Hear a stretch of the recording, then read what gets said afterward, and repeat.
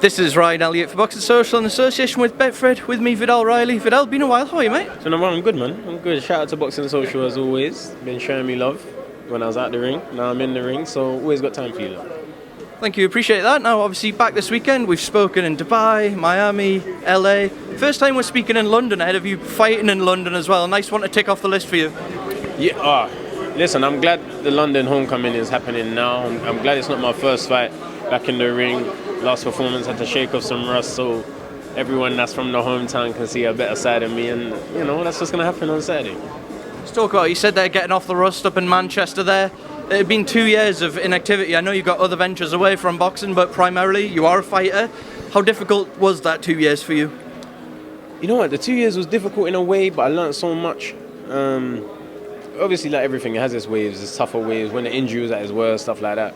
But I mean, in terms of learning, maturing, realizing what I want to get out of the game, what direction am I going in, those 2 years were needed in that side of things. So I think I grew so much outside of the ring, but obviously you can't replace activity.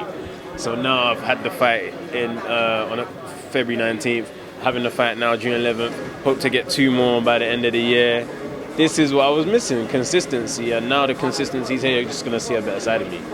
That's what I was going to kind of come on to. You spoke there about, you know, having to be mentally strong and dealing with injury and being out the ring. Was that the main thing you'd kind of take away from your time in America, time away from the ring, like reinforcing that mental strength of having to deal with this? Yeah, just transition from boy to man, I would say. I'd say going to America, I was a boy. Being in America forced me to mature into a man. I didn't have my family there. You know, I had a good team, but I was pretty much alone in the way of familiar faces. And also coming back and making the decision to leave the US and reunite with my team. There was a lot I was missing when I was out there that I feel is back and that I need to be successful in this game, especially my dad. So I just feel good now, yeah. Picking up a bit of momentum now, second one in the space of a few months. How important is it to keep that going and have a few more before the end of the year? Extremely important. I feel my ability is endless. Anyone that's not being biased and that watches the sport of boxing and watches prospects, they'll see I've got the tools, I've got everything in the bag, but you can't beat consistency. And that's what we're working on now in activity. And so February, June, hopefully, I don't know, September, November, something. But just keeping that trail going where you know I'm going to be in the ring and it's not like a grand event, you get used to seeing it. A few more things away from yourself. Daniel Dubois, of course, fighting this weekend. You fought Daniel Dubois in the amateurs. You beat Daniel Dubois in the amateurs. Just wanted to go back to that. How much do you remember about that? I remember everything about that because it was a hard fight.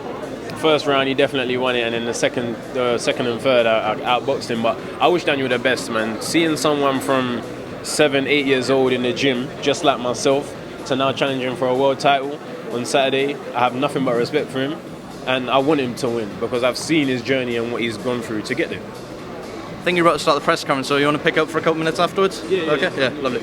Just to pick back up there, we're just talking about Daniel Dubois. You're sending your well wishes. A lot of people expect him to do a job on Trevor Bryan this weekend. Does that kind of echo your thoughts? Yeah, I hope so. And I haven't actually watched much of Trevor Bryan, but I've watched a lot of Daniel, and I know what he possesses. So hopefully, yeah, he gets that win. A lot going on with British cruiserweights right now. We've spoken before about how, you know, with your young age and all the experience you've got to gain, you feel you're a wave behind maybe the likes of Riakporhe and Kohli. With Richard headlining this, if he wins, think he's ready, world level now? I think that there is a possibility that I meet these guys if they somehow go backwards, you know, or if they sustain at the highest level, I end up catching them. But I don't see them as fights that are on my doorstep, and I don't think Richard sees me as a fight that's on his doorstep. I'm looking at his poster now, it says World Title Eliminator, and I'm nowhere near one of those. So I don't expect me to be on Richard's radar. But, you know, things happen in the game, and if some unfortunate things happen for him and I'm keep moving forward, we're going to overlap. But really, I'm on my own journey, and if everyone continues doing what they're supposed to do and ticking the boxes, we should only meet at world level. You mentioned it there, Richard's found himself at IBF World Title Eliminator. That would take him to Bradis. Goulamarian said he wants to fight him as well. WBA, which fight do you think is a better fight for Richard? I don't know. Honestly, I don't know. Like, not in any way. I genuinely don't know. Those are two world-class operators, experienced operators. And I guess Saturday will maybe give us more of an insight into who might be better. But I don't think at this stage that he's at, anyone's a better fight. Everyone's a hard fight. It's a world level. Everyone possesses something that puts them there.